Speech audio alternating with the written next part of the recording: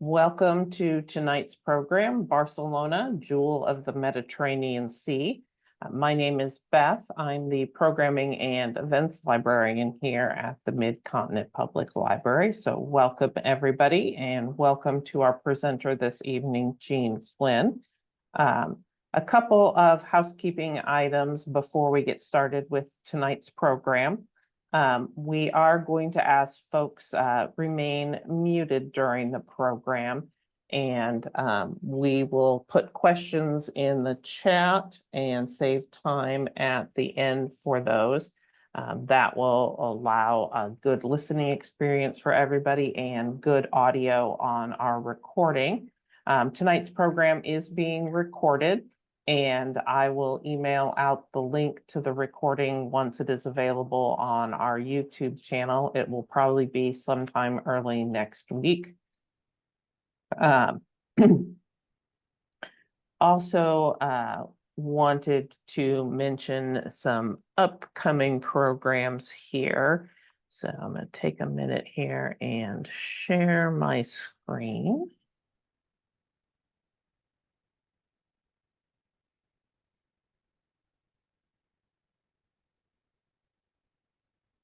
So.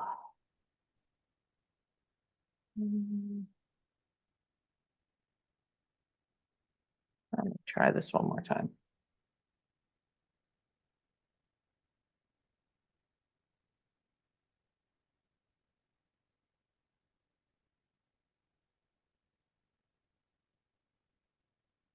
Now, hopefully you're seeing my screen. The first program that I wanted to mention this evening is called Cool Outdoor Adventures. This one is a hybrid program, so we are offering it in person at a number of branches as well as virtually. The virtual session is June 17th at 6:30. But we'll be joined by outdoor writer Brent Frazee, who will be sharing some cool ways to enjoy the outdoors this summer. He'll lead us on a virtual tour of some cool spots, including hiking to the Devil's Icebox in Rock Ridge State Park, floating on the Current River, and swimming at Johnson's Shut-In State Park. Then on June 12th, Dr. William Thierfelder will be back with us, and he'll be presenting his program Mission to Mars. NASA has sent rovers to explore the surface of Mars, and studies are underway to determine how humans might safely journey to Mars and back. So he will discuss what a colonizing mission to Mars would entail, including the planning, training, risks, and potential achievements. And that one is on Zoom, so you do need to register to receive that Zoom link. If you're here in the Kansas City area, we have at a number of different locations, Discover Hidden Gems of Missouri and the Midwest. Christina Light, who's a Missouri native and travel writer, will talk about some must-see wonders and adventures in Missouri and in the Midwest, including places you can go to see wild horses, natural water parks, as well as moonbows and synchronous fireflies. On June 16th at 6:30 on Zoom, Janet Mandel will be back. And this time she'll be talking about Henri Matisse, who was one of the most influential artists of the 20th century. His career spanned 65 years, and she will explore his vast creative output, which included painting, drawing, sculpture, graphic arts, and maybe what he is most well known for, his paper cutouts. And then finally, on June 18th, this one you actually can visit our Facebook site, facebook.com/MCPL360. at 7 p.m. on June 18th. And artist Sarah Herzl will be teaching us how to use watercolor pencils and pens to make some summer flower drawings. This one, after that date, if you aren't available then, will be available on our YouTube channel for viewing at your leisure. So I'm going to stop sharing my screen now and turn it over to our presenter this evening, Gene, to go ahead and get started. And then I will also drop a link to the survey to tonight's tonight's program in the chat for people to fill out at the end. So Gene, thank you for being here this evening, and go ahead and get started. Thank you, Beth. Can you hear me well? Yes. And can you see my slide on the screen? Yes. Okay, great. Just wonderful. So welcome. I'm delighted to be making a return visit to your library. And tonight we're looking at Barcelona, and so it's much more than a destination. It's really experience a whole different culture that's a wonderful vibrancy. So this trip, the most recent, I've been there twice, but the most recent trip was 2 years ago. And first of all, here's some of the reasons to visit Barcelona. It's the architectural marvels. They set a new style of architecture that we'll see. And it's a vibrant culture, very distinct from the rest of Spain. There's many historic sites. It's a paradise for food lovers, shopping, nightlife, and entertainment. It's a city that has everything. And right now it has almost too many people visiting. So I'll mention that particularly in July and August, the people in Barcelona encourage us, come in April or come in September or October. It's so crowded in the summertime and it's very hot. So the people in Barcelona said, we love you to come, but not in the middle of the summer. But so let's jump in. So here's Nancy and I were we were actually heading for a 3-week Mediterranean cruise that began in Barcelona. So we spent 5 days in Barcelona. And then we got on the ship that took us to the rest of, to many sites in France and Italy, and then Croatia, and finally ended in Greece. So notice this is a middle-sized luggage. So, and this was fine because it's a cruise ship. If we were traveling in Spain on the train systems, we would need to have much smaller luggage. We'd have to have a luggage that you could bring on like an airplane. Because if you're using public transportation and trains, which are wonderful trains, you have to have your luggage under the seat in front of you. There's no other place to put it on the new modern trains. So here we have Barcelona, and it's Barcelona, and the centerpiece in Barcelona is a basilica called Family Sagrada, and we'll be talking about that. It translates into to Holy Family, but here we have Barcelona right on the edge of the Mediterranean, and it's notice the whole center of the city. There are not skyscrapers. You know, the buildings are 4 and 5 stories tall. They really preserved the architecture from the late 1800s throughout certainly the center of the city. So and we'll be exploring that. So here we have the Mediterranean, and Barcelona is off there on the left.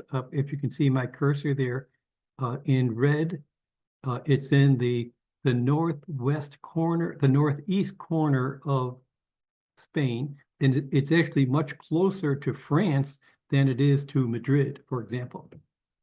So here we see a close-up of the Barcelona area. And Barcelona is the capital of the Catalonian region of Spain. So Catalonian region, and they have their own language. It's the Catalan language, for example. So Barcelona, the metro area, it's almost 6 million people. In all of Catalonia, it's 7.7 million. So you know, 3 out of 4 Catalonians live in Barcelona metro, and they're very proud of their culture, and they view their culture as distinct from Spain. And I want to cover some history because, as true in much of Europe, history has a huge impact on culture and what we see when we visit a region. So, so, so one of the tour guides explained to us that Barcelona has had many political ups and downs. So they were in the Roman times, they were a major Roman province. So they were the center of eastern Spain, but they lost when the Moors came up from Africa and took control of Spain. So they lost power. In the Middle Ages, they had political power, but they lost power to Madrid when Isabel became merged with Spain. So they lost political power. They gained some local control under Napoleon, but when Napoleon was defeated, they lost that political power. And they were supporters of the Republic in the Spanish Civil War, but then they were crushed by General Franco in the Spanish army. So the message here, they've had lots of ups and downs politically. And that plays into the history as we'll discuss. So here we are, the first night that we arrived. Here's Nancy and I in the forefront, and our friends Pat and Bill. We all arrived in Spain. We were jet lagged, but we went out and had a wonderful dinner. And the next day, we took a bus tour up to a religious site. So we're going to begin this lecture and end the lecture at a religious sacred site. So the first one that we went to, it's called it's Mount Serrat. And they came the name because the mountains here look like a serrated knife. And so back in the Middle Ages, a statue of the Virgin Mary was found in a cave nearby. And it was believed that the statue had been carved in Jerusalem in the early days of Christianity. So nobody knows how it got here, but they found this and they said, this must be a religious symbol or a religious sign. So they built a shrine here, a small shrine, but eventually it became bigger and bigger. And it's been, this area has been religious significance. Even when the Romans were here, they built a temple here to honor a Roman goddess. So when the statue of Mary was found, they said, this is consistent with the Roman times. Let's make this a very important place. So here we have the monastery that sits there today. And it's interesting that over 1 million pilgrims come here every year. They can come by bus, by train. Some people walk here from Barcelona. So it's been important to the Catalan people for 1,000 years. So here we are, Nancy and I were here. We visited, and here is the monastery on the side.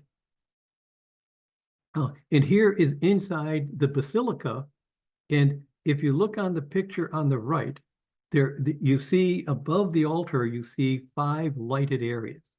And the top of those 5, the middle one, that's actually the statue that you see on the left. This is the statue of the Virgin Mary. And it became the Black Madonna probably just from the aging of the wood. So people can walk, they can climb stairs. It takes about an hour and a half process, but you can wait and climb a series of stairs, and then you can walk by the statue and you can touch your hand on the globe that Mary is holding. Everything is behind plexiglass except part of the globe and part of Mary's fingers, so you can actually touch that as you walk by. Now, what's interesting is the Catalan people, they revere the Virgin Mary, but they largely reject the Catholic Church. So Spain was a Catholic country, but unfortunately under General Franco, being religious and adhering to the teachings of the Catholic Church became mandatory. So even if you wanted a job, the employer had to contact the parish priest to make sure that you were a good practicing Catholic. So this, Spain and Barcelona went through 40 years of this.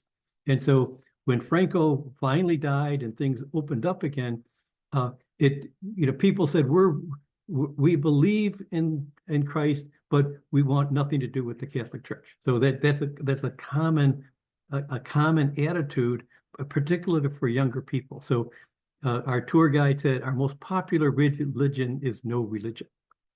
So here's our tour guide on the right. He was a 28-year-old teacher at a local high school, but he explained when he was a teenager, he walked here, which meant walking about 18 miles, but also up these hills to arrive at Montserrat. It's kind of a rite of passage for late teenagers. So he spent the whole day doing this, and then he called his mom and said, "I'm exhausted, come and pick me up." So she drove up here to pick him up. He was too tired to walk back. So after we spent a couple hours at the monastery, we went for a wine tasting with tapas. So here we are at a vintner in that area, and the picture on the left shows the tapas plate. So my understanding is that tapas can represent a couple different things. So tapas, there are, like here, and I'm sure near you, there are tapas restaurants, and they serve, they might have 20 or 30 different choices, and tapas is interpreted as like a small plate, so that you don't get a big entree. You can pick 2 or 3 tapas plates to make up your meal or even to share. But there's another meaning for tapas, and it's that if you're at a restaurant and you have the official tapas dish, you have what you see here. So you have the like a prosciutto type ham, you have cheeses, you have like a potato type offering, and then you have bread with a dish, a little bowl of tomato paste that you can dip the bread in. And it's my understanding it's like the Irish breakfast. If you're in Ireland, the official Irish breakfast, it has ham, it has black pudding. There's 5 things that have to be part of the Irish breakfast. Well, these are the 5 things that are part of the official tapas lunch plate. And when we were here, this was in April, so the vines for the grapes were just early stages. By September, they'd be they'd be fully leafed out, and the grapes would be ready to be picked in late September or October. Now, so we're going to look at the history here from Barcelona in the different historical periods, because those same periods are there when we visit. So here we have Barcelona around the year 100 AD, where it was a Roman town. It was fortified, huge walls around the town, and it was laid out in the classical Roman city planning. So there was a major roadway down the middle, and there were some major streets bisecting that. In the middle, there was the forum. There would be for business and official business. So everything was laid out in the classical Roman style. And this would be true of like Lyon, France, another city that was a Roman fortress town. It would be laid out in a similar logic. Now, even today, there are some of these walls that remain from the Roman period. So here, as we walk through part of the old town of Barcelona, we see these walls, and the rest of the walls were taken down over time, and they were reused for building. So they, and sometimes they were taken down when it was no longer needed for the defense, but it was certainly important in the early days as they were built. Now, also near Barcelona, we have a Roman Forum. So they didn't build this right in the center of town. This was a few miles away. So it was also along the Mediterranean, so people could gather here for different entertainments.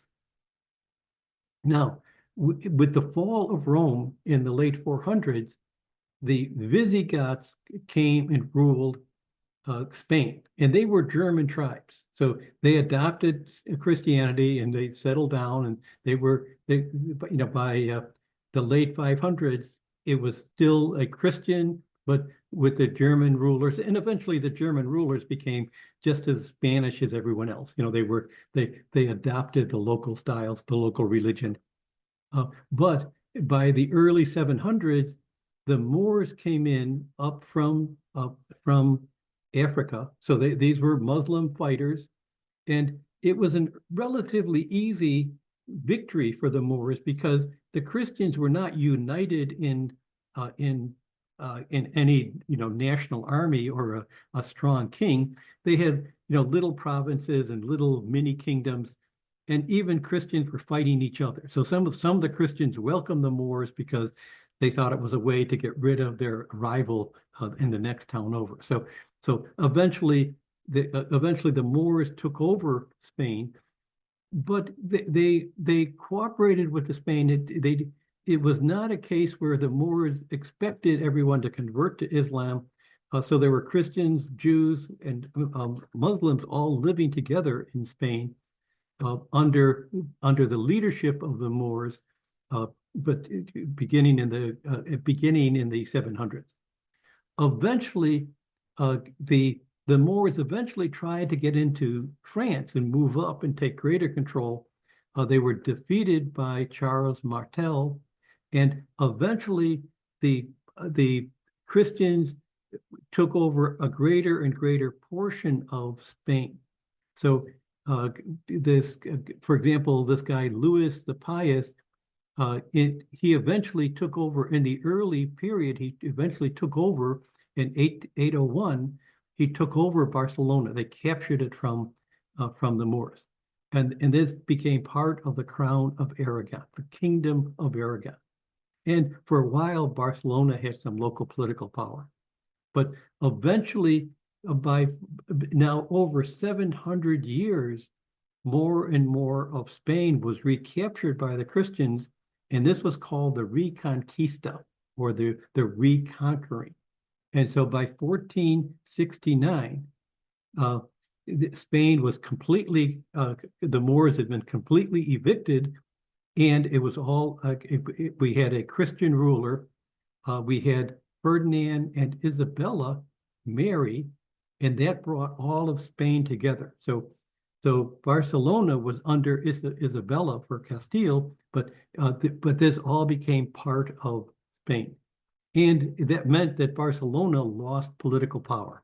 Power moved to Madrid. So as a result, Barcelona started to focus on trade because they were near the Mediterranean. They had a large, safe port. So Barcelona focused on trade rather than political power. Now, in the Middle Ages, we had this wonderful section of Barcelona that is still there today called the Gothic Quarter. And so this is narrow lanes. You could ride a bike down here or a motorcycle, but you'd be very hard pressed to bring a truck here. You might be able to get a car through here, but they're very narrow, winding lanes. But it's wonderful. There was a world of shops, of people residences. These are all apartments above the ground floor. So there's nightlife here. There's bars and shops. And part of this is the remnants of the Roman walls. So here's more pictures of the Gothic Quarter. Some of these areas are a little wider than others.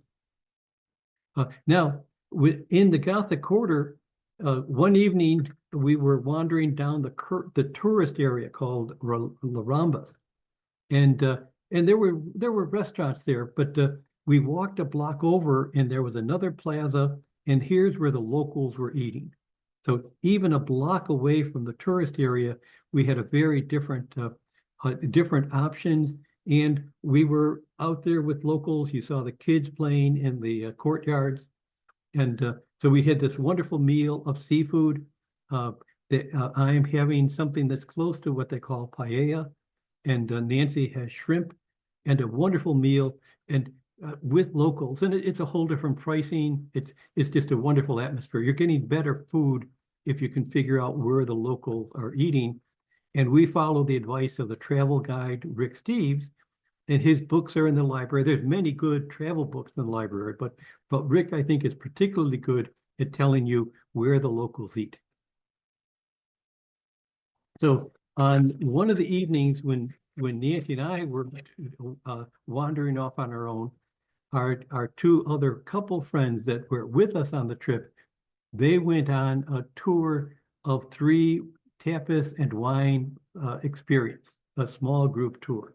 So this is a picture I got off the internet, but they took a 3-hour walking tour and they visited 3 different tapas bars for wine and for some in most bars and most bars and pubs. If you order a drink, they give you a little plate. Sometimes it might be a hot dog, but they give you a little tidbit that is kind of complimentary. In other cases, you could buy additional tapas plates here. Now here we have a picture of Barcelona in the 1500s. So we're beyond the Gothic period, but here we see this drawing taken from the purview of a tall hill, and we see not only one set of walls, but we see 2 sets of walls.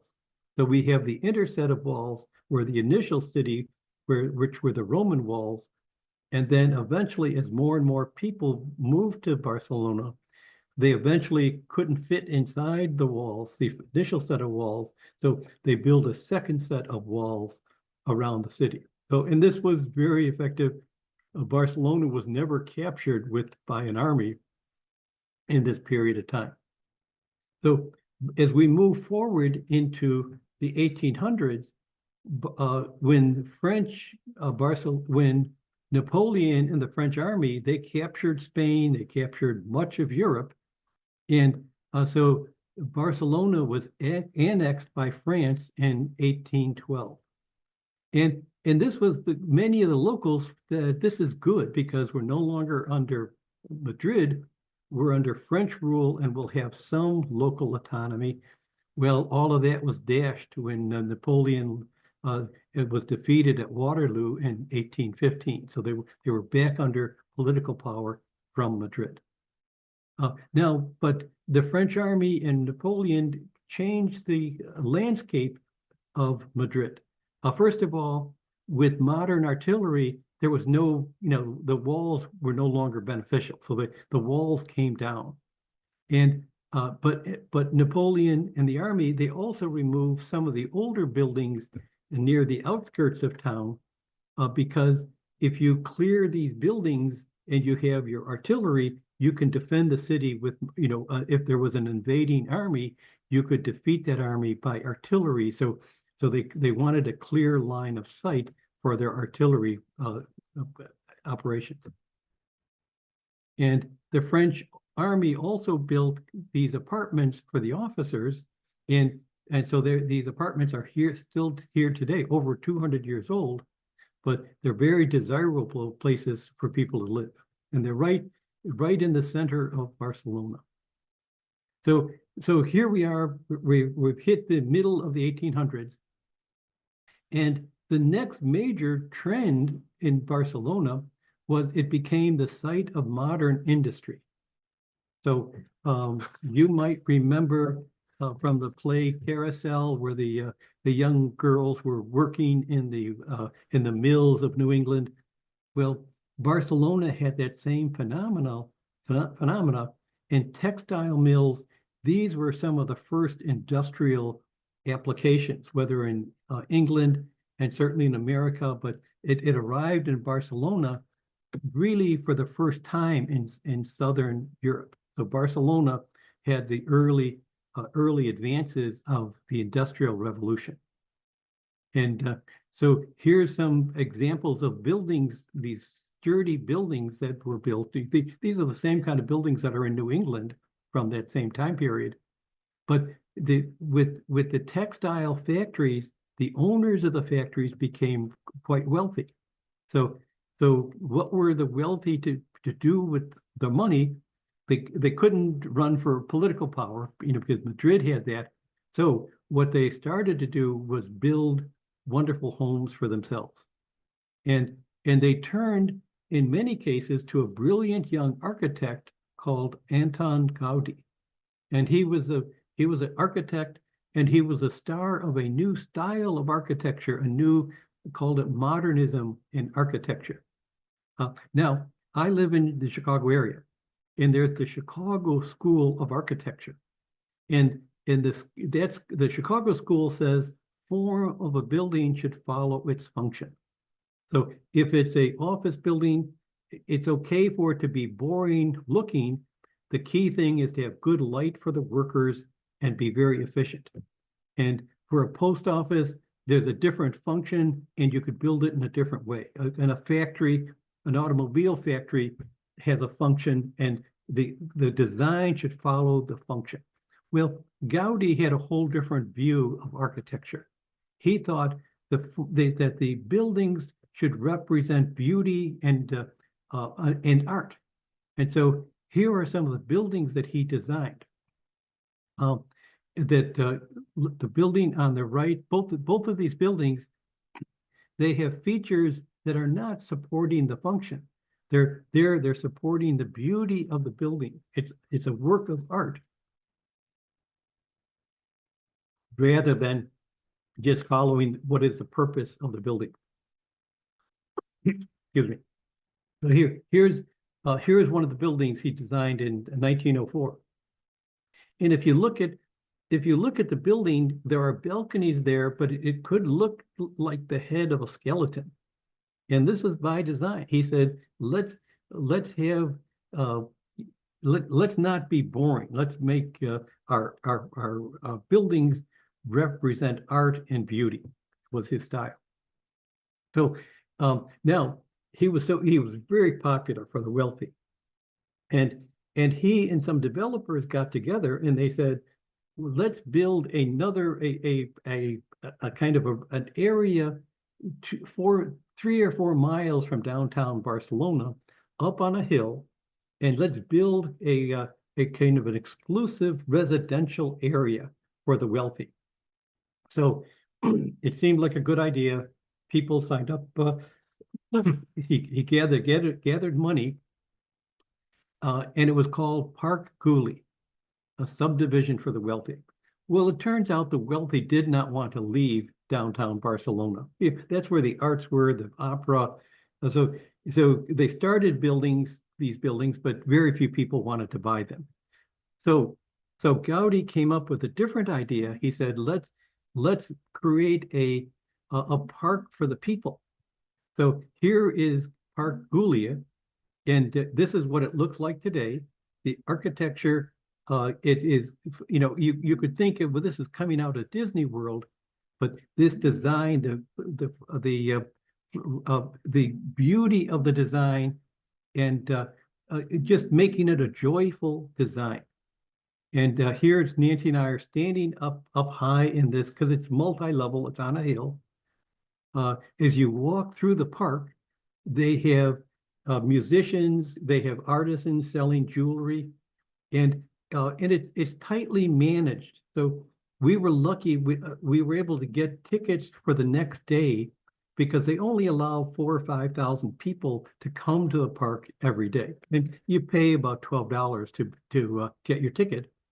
But some people came up to the ticket counter the day we got to the park, and they said, well, we'll sell you a ticket, but it's going to be for tomorrow. We're sold out for today. So they really limit because they want to make sure it's a fun experience for people.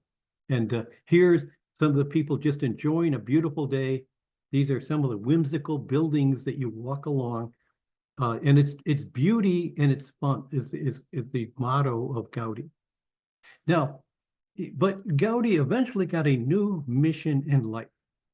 And it goes back to that basilica that I mentioned, Sagrada Familia, Sacred Family. So the story is back in the early 1870s, a guy named Jose Bocabella. He was founder of a spiritual organization dedicated to St. Joseph, the devotees of St. Joseph. And he was over in Italy, and he saw this basilica in the town of Loreto. And he was just taken by this building. He said, "This is so beautiful. I want to build a building just like it in Barcelona." So he came back, and he was apparently a influential and a persuasive guy. So they started collecting money to build a replica of a building that looked pretty much like this. Well, after a year of planning and starting the foundation, the architect had to drop out. And so the leaders of the spiritual association, they went to Gaudi and said, "Would you take responsibility for the design?" This was a year later. And Gaudi said, "Yes, provided I get to make the design anything I want." And I'm not sure why, but they went along with it because he came up with a totally different design for the basilica. And this was the design that Gaudi came up with. So it follows the logic that he had in designing those residences. It's a whimsical. It is these tall columns, actually 14 or 15 of the tall columns. He came up with this design, and they went along with it, and they started to continue to collect money. And so here was the progress that was made by 1905. And so they started the building, but this was not an official building of the Catholic Church. This was a basilica built by this spiritual organization, and eventually they knew they'd give it to the church, but it started out the money had to come from fundraising. So it turns out they spent over 100 years collecting money so that they could continue to build it. So as money came in, they could spend it on construction. They did not have a blank checkbook. So here we are, 1905. And unfortunately, Gaudi died in 1926. And there's a picture of him on the left. And the picture on the right shows his funeral procession. So here, these are all clergy. And all of Barcelona came out because they knew what a dedicated man he was, and they knew how important it was, his design and what that represented to Barcelona. So here we have, at his death, the building was only 20% completed, but the work continued under his sub-architect, Dominic Sagrana, who took charge, but he kept it in the same design that Gaudi had envisioned. So here we are. So here we come to a major point in Spanish history. And it's a tragic period because it still haunts Spain today and the Catalan people. And the situation was the Spanish Civil War, 1936 to 1939. And this is a picture. First of all, the war began when there were two political elements in Spain. There was call them the royalists, the people that supported the king. They were call them the conservatives, if you will. They were supportive of the army, and they were the nationalists. And the Republicans were a group of many different people. Some were just believed in democracy as it existed in France or England. Some were socialists, some were anarchists, some were communists. There was a whole group of different subgroups, but they were call them the Republicans. And in the election of 1936, the Republicans won, and they took charge of the parliament. Well, to the nationalists, this was just a horrible thing, and they eventually called the French army under General Franco to come up from Africa and take the government away from the Republicans. And so this was a civil war. And And in the tragedy, over 500,000 people lost their lives during this period. But and there were probably 300,000 were soldiers on one side or another, but there was at least 200,000 other people just killed by mob violence or torture. When the army came into town, if there was a Protestant pastor, they just immediately killed the Protestant pastor. And so there was tortures and killings on both sides.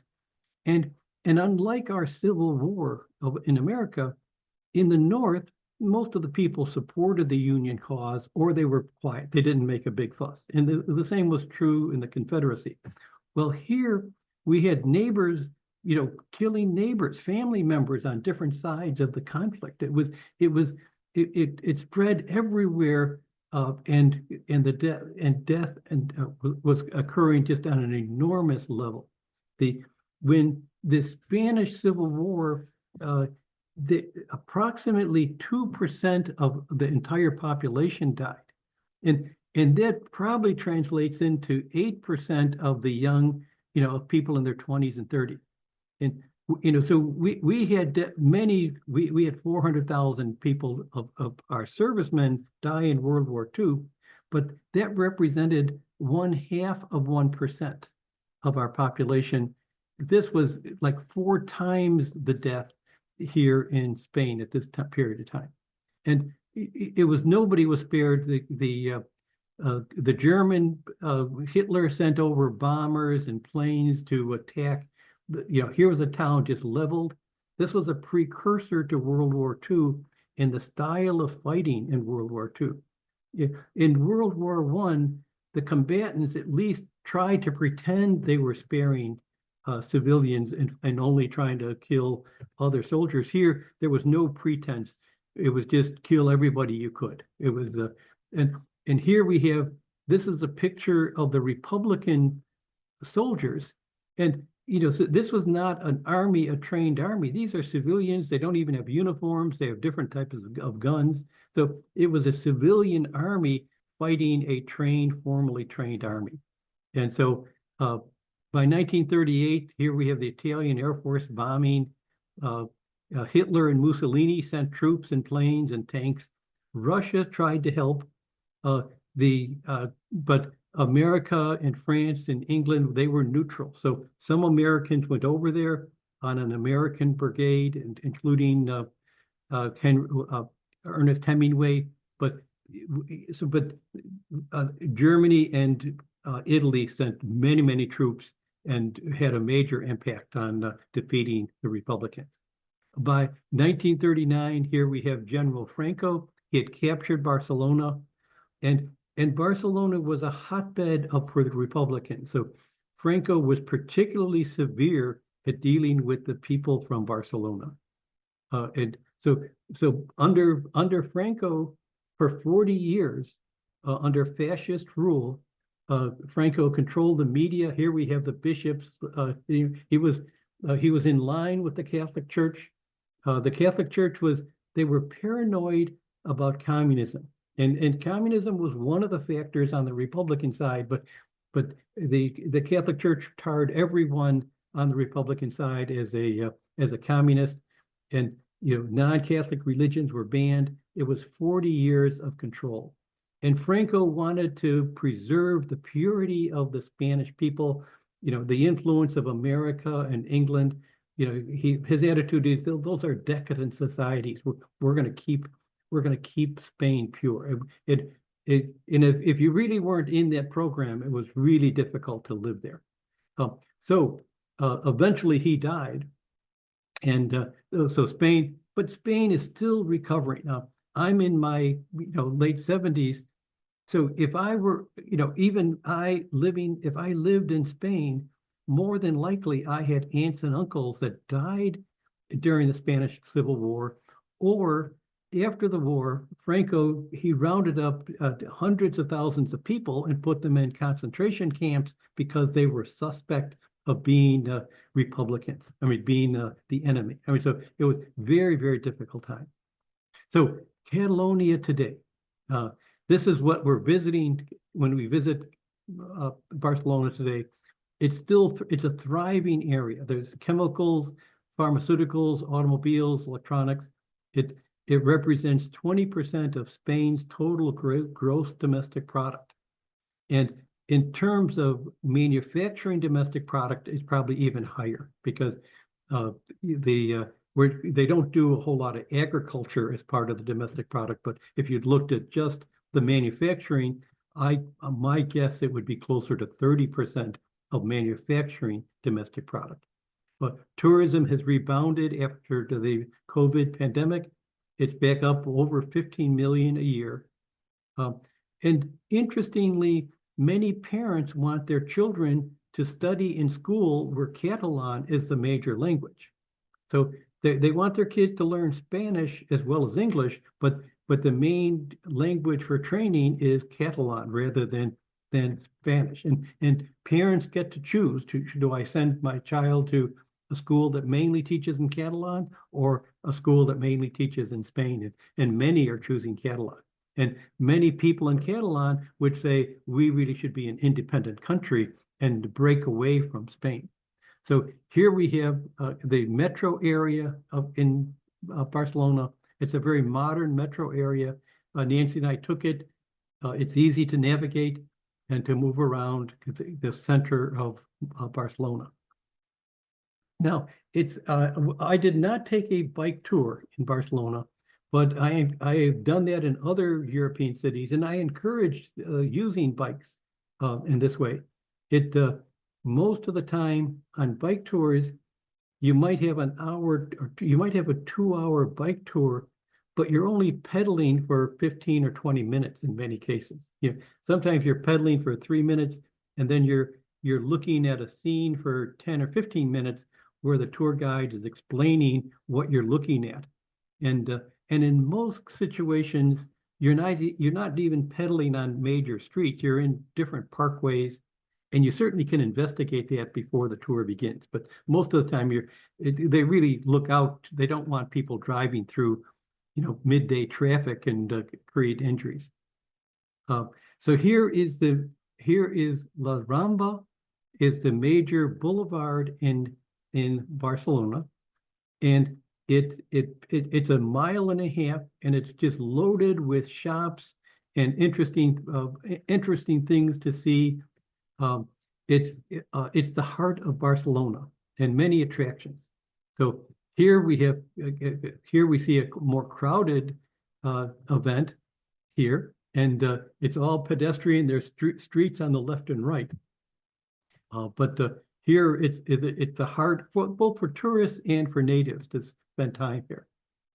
Here's even more crowds, but people here, you need to watch your possessions because there are pickpockets, but there's other than you could lose a wallet. It's a very safe city to visit, but you do have to, like other parts of Spain and Italy and Greece, there are pickpockets, and you have to protect your valuables and not have a backpack on your back loaded with cell phones and passports. You'd be an easy victim if that were the case. Here, this is as Nancy and I were walking, and this was early evening. It was like 5 o'clock. We were walking along, and we saw this very interesting. It's a covered market, and there were 200 or 300, at least 100 shops here selling, food and cheese and wine, and there were 8 or 10 different restaurants like this. And we were potentially going to eat here, but we decided to walk a block away where we had that wonderful meal that I showed earlier. Here's another picture, a little close up. Notice kids here. People travel with their kids. Now, Barcelona is also known for its sports. They have a football team. They have a stadium that holds 100,000 people. And the cities in Europe, they're very proud of their soccer team, which they call football, and come out for the games. A few years ago, almost 100,000 people came here to watch the Barcelona women win the Women's European Championship in soccer. So there's so many things to do and see in Barcelona. Here is the site of the 1929 International Expo and the 1992 Summer Olympics was right here. Here's another view of the view you can take from a hill overlooking the city. This is probably that same hill that we saw earlier with the drawing of the two walls. So you can see how much Barcelona has expanded. And notice in the middle, really almost under the left vehicle, you can see Family Sagrada, and we'll be exploring that momentarily. Here we have another view here, but the view of the Mediterranean, it's right next to Barcelona. So in many parts of the city, you can see the Mediterranean. Now here we're ending the lecture today with another sacred spot. And this is Family Sagrada, Sacred Family. And this is the building that Gaudi envisioned. So it's nearing completion. They hope that the building is completed for 2026, 1 year from now. And then they still have some other work to do, but the building essentially will be completed. So here we have these towers, and at the top of the tower, each of those towers are named. So there's a Virgin Mary tower. It looks like different saints. There might be Michael the Archangel tower. And we did not go up on the tower, but our friends Bill and Pat did. They took an elevator to the top of one of the towers. But then you walk down the stair with a circular stairway surrounding inside the tower. And it was beautiful views, he said, because they have stained glass windows. Every 10 or 15 feet, you can stop and look out at a beautiful stained glass window. Now, here's Nancy and I inside the church. And the church itself is it's very muted. There's not a lot of statues. And here we have the main altar, and we have the lights above the main altar. But the most visible element in the church is these tall pillars that are supporting the towers. And it gives you the sense that you're walking through a forest, because these towers, if you think of a forest with the trees, and you see the lights from the window, this could be the light coming through the walls of the forest. Here's more of the artwork from inside the church, the stained glass windows. Now, the artwork is actually, the sculptures are actually on the outside of the church. And this takes place on 3 sides of the church, or the basilica. So here we have the nativity scene. So this is on one of the sides. I'm not sure if it's the south or the east side, but here we have the nativity scene. And I think it's on the south side. So here we have the Holy Family on the left, one version of that. Over on the right side, we have another, there are several images of the Holy Family here.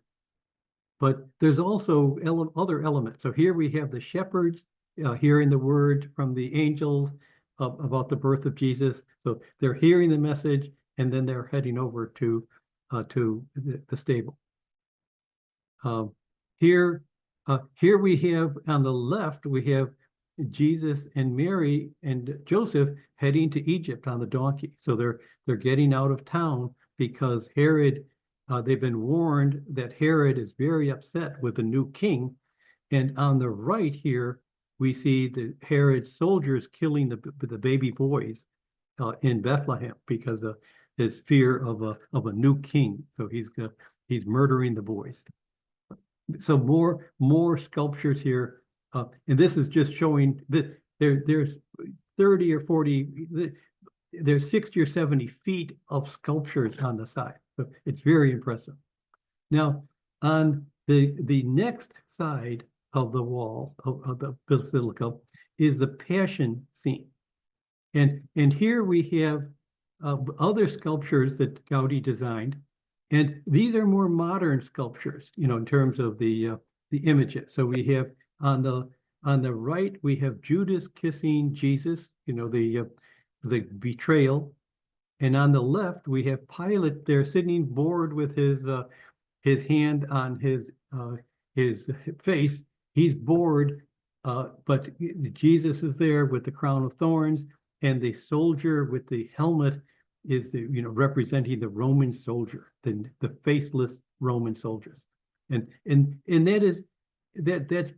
that's part of Spanish art, because there's another famous portrait in Madrid of the French soldiers in Napoleon's time killing people that were trying to rise up against the French takeover, and the French soldiers that are shooting the revolutionaries, they're faceless. You don't see their faces. So Gaudi he's taking a cue from that same kind of art from the past. So here we have, this is the Virgin Mary spire at the top.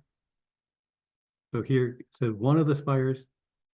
Here we have in 2010, the church was formally consecrated as a Roman Catholic church. So the group that had been building this and collecting money, they turned it over to the Catholic Church, which they knew eventually it would. But here we have, the church was complete enough, even though 15 years later it's still not complete, but it was complete enough for them to consecrate it, and we see the crowds of people, and all these are bishops coming as part of the procession. Now here, the plan is to finish most of the church by next year, but there's still the main entrance. So the inside of the church will be complete, but they're still expecting if you notice here on the lower left, there's going to be a large plaza there in front of it, and that's going to be the main entrance to the church. So the doors are there, but the whole plaza is currently occupied by a set of buildings and apartments that are across the street. So the plan is to knock those buildings down and create a large plaza in front of the basilica. Now, when we were there 2 years ago, those buildings and the people that lived there, they had signs on their windows saying, "We don't want to leave. We want to continue living here and save our building." Well, and the government is promising them, you'll have a beautiful apartment nearby, but not where you're at now. Well, apparently the people aren't happy with that, and more than likely they'll have to move. But if it's typical Spanish style, it may take 4 or 5 or 6 years for all that to come together. So here we have the view of Family Sagrada from the apartment that we rented. And so so here we have at night, looking over our balcony, we rented a 2-bedroom apartment. And that was wonderful for us, but it's part of a controversy in Barcelona today. And the controversy is apartments that people would normally rent for maybe for $1,000 a month. If you were the apartment owner, you could rent that apartment for $300 a day as a vacation rental by owner. So $300 a day, that's $9,000 a month. And maybe you don't rent it every single day. Maybe you only rent it for half the time, but it's still $4,000 a month rather than renting it to a family for $1,000. So this is happening in Barcelona. There might be 50,000 apartments rented in this fashion, and the locals are very upset because there's a housing shortage. The streets are crowded with tourists. And last year, I think it was in August, they had a protest where some of the residents, they had squirt guns with water and shooting the squirt guns at some of the tourists, saying it kind of in a graphic way, you're too many of you descending on our city. You're making our life miserable. So that wasn't the case when we were there in April, but our tour guide said, it's April. We really are glad you're here, but by August, we're exhausted. We're overwhelmed with people. So they said, please come in April, come in October, but try to avoid the summer because it's so unpleasant with the heat and with the large number of people descending on the city. So here we are right at the 1 hour mark. And so I'd be happy to entertain any questions. By the way, when we were there, the people were very friendly. The cab drivers were very helpful, honest and helpful. The vast majority of the people that we met on the street spoke English. And renting our apartment for 3 nights, we could walk down the block and have a wonderful coffee and wonderful bakery products to bring back for breakfast. So, Beth, do we have any questions or comments? Yeah, so I did put the link to tonight's survey in the chat. If you can take a moment to fill that out and let us know how we did. We always appreciate that. And that helps us. If you have suggestions for other topics you'd like to see, we'll see that as well. We did have a question. What denomination is this church? Oh, it's Roman Catholic. And then somebody else asked if you were going to talk about Gaudi, which you did. And someone commented, Gaudi was not first identified when he was struck by a car, and he died with no identity papers. Took several days until people realized he was killed. Yes, and actually he stepped in front of a trolley, like a bus. That was very unfortunate. I'm sure his mind was thinking about something else, but he stepped right in front of this trolley. So, but I did not know that he wasn't identified. That's helpful information to know that. That's all I see in the chat right now. I'll give it a minute in case people are typing. If you missed the very beginning of the program, we did record tonight's program, and I will send out an email with the link to the recording once it's available on our YouTube channel. It will probably be sometime early next week. And by the way, I made a note to myself here. Barcelona, I've mentioned Madrid is the capital of Spain.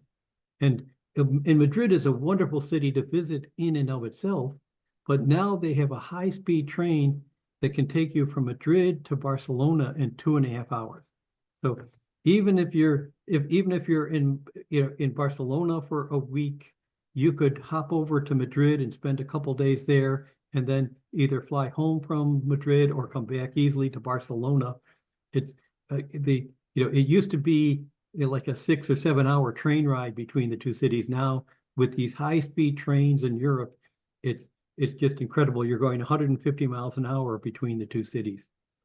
However, if you need to pack light, the only place to put your suitcase is under the seat in front of you. So you really need to have a suitcase the size of the type that you could bring into an airplane, for example. So pack light. We've got a couple other questions here. Is there a train from Barcelona to Malaga? I bet there is. But there's a wonderful app that I recommend for your smartphone, and it's called Rome to Rio. So it's ROME, like the number 2, and Rio, like Rio de Janeiro, RIO.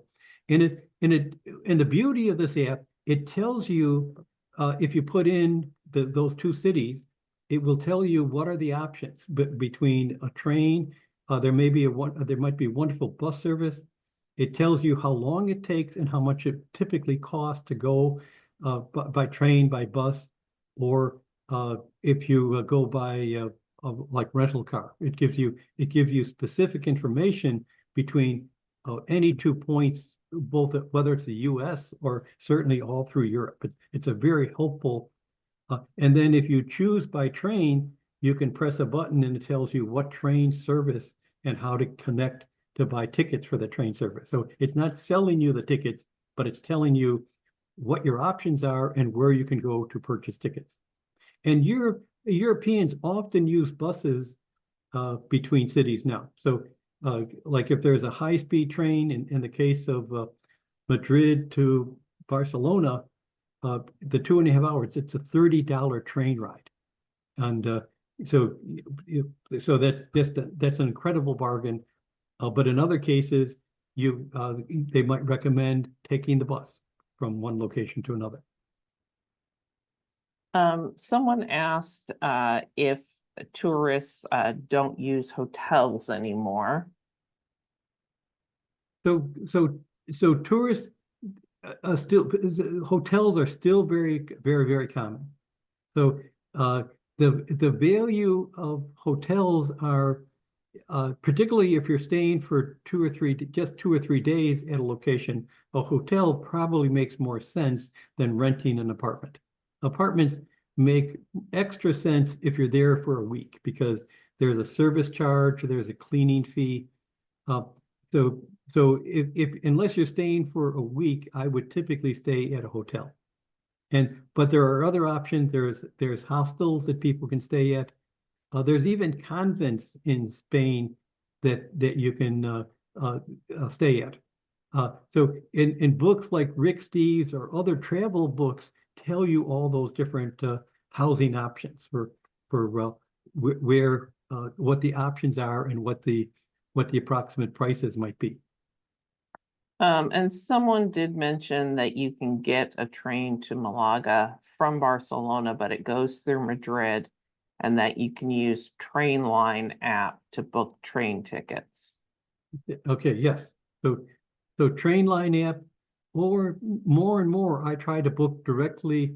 I know when I'm in Germany or France, I book directly with the train companies there, the French train system or the German train system.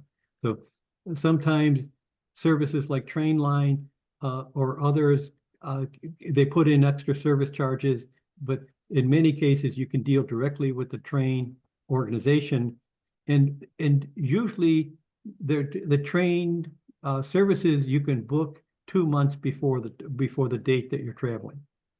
But many times I can get the tickets right to my email account here in the U.S. And someone asked if most people speak English there. In the large cities like Barcelona, anyone under 40 will the vast majority will speak English. Kids are learning English beginning in kindergarten or first grade in most of Europe. And certainly the kids in large cities are. English is the language really for business. If you're an engineer, the Chinese organization, the Chinese are not going to learn each of the European languages.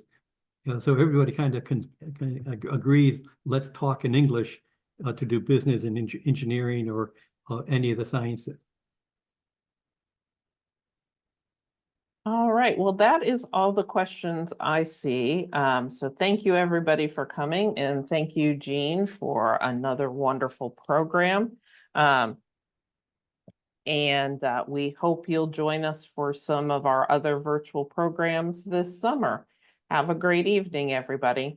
Thank you all. Thank you, Beth. Night.